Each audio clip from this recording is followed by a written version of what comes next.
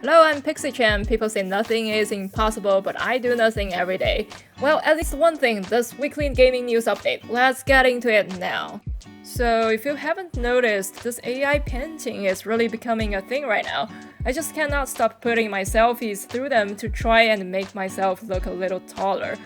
It's becoming increasingly difficult to tell whether a drawing is done by AI or an actual artist, unless it's about salmon in the water or girls eating noodles. Nobody knows why the results are this hilarious. It seems like there's a long way before AI image generation can be used in a commercial way, but the end is much closer than you think. Some company has already used AI to do some commercial work, and according to them, this saved them millions of dollars and prevented their bankruptcy. There's this match 3 game called Crush and Summon, developed by a Chinese company called Guji.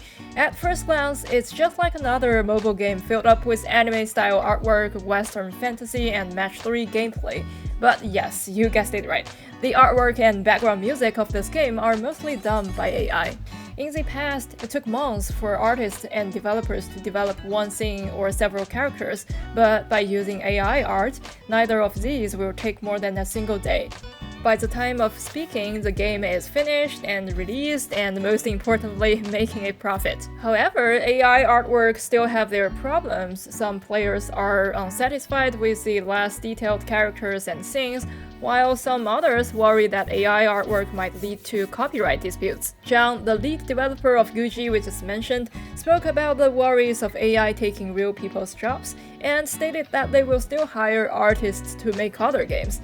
With the money AI has helped them make, they can hire more artists to do something even better next time.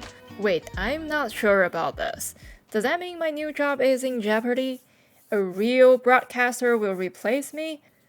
On the more human side, both Dota TI and League of Legends Worlds concluded in the past few weeks. This year is very special, and two very talented players had the last dance of their career with very different outcomes. But before we get into that, did you know we have free giveaways every week that hand out new and hot games, gift cards, and sometimes even brand new consoles? Just check out our event link down in the description. Don't forget to like and subscribe for more gaming news too. Deft, the 26-year-old player of DRX, has been fighting for a world championship for literally a decade.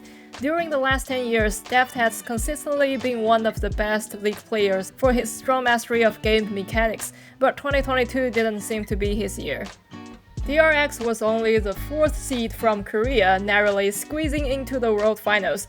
Along his way, Deft had to defeat all the odds, beating his former teammates in the quarterfinals and semifinals, and then facing his arch-nemesis Faker and another former teammate in the finals.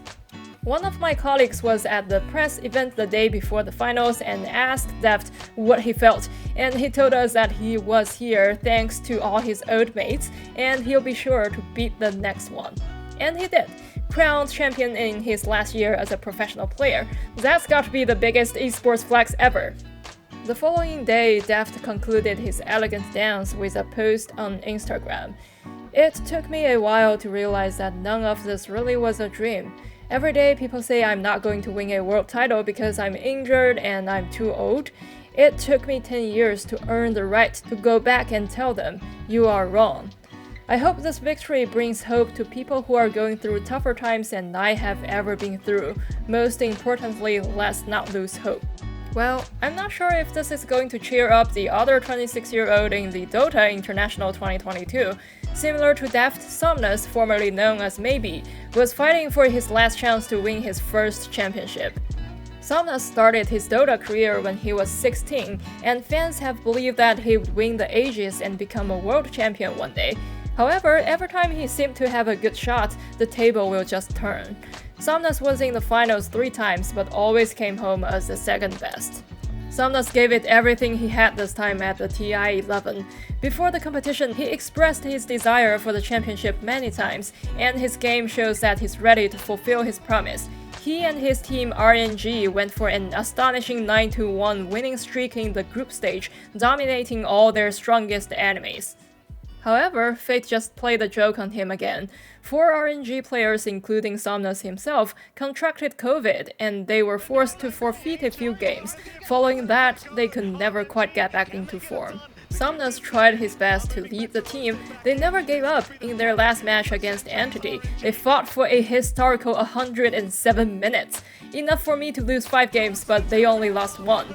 Just thinking of that moment when Somnus rushed out to save his base as a last desperate attempt brings a tear to my eyes. What's more heart-wrenching is that in the evening after the game, in a Dota 2 ranking match, Somnus met Ame, his former teammate in LGD who's also fighting for a TI title. Somnus messaged Ame, "Keep going." I mean, only a few people can be champions. It's heartbreaking to miss out on their dream in such an awful way. But maybe besides the championship, there are more valuable things on the way. No matter what the results were, you're always the heroes of yourself. Wait, why do I sound like I've just won the championship? I can hardly win a Uno game. But anyway, if you want to know more about the story of AI painting or the epic run of Deft and Somnus, check out the description and we have full articles covering all those and more. Such as how Deft's teammate Burial was such a hardcore Genshin fan that he was caught playing the game just a few nights before the finals. You will never guess who he asked his Victory Champion skin to be made in the likeness of. We also covered a story about how a gacha game stopped updating when their only artist became pregnant. After looking at all the options, the dev team and their fans decided to wait for the artist to come back. And Elder Scrolls Online finally has its Chinese localization, but players were frustrated to find out that the translation was even worse than if it had been done with Google Translate, and want to know what happened. Ouch. Okay, that's going to be everything we have for you today. Don't forget to like and subscribe to see more of me and check out our Twitter and website. We have more gaming news, stories, and giveaways every day. I'm your host Pixi-Chan and I'll see you next time.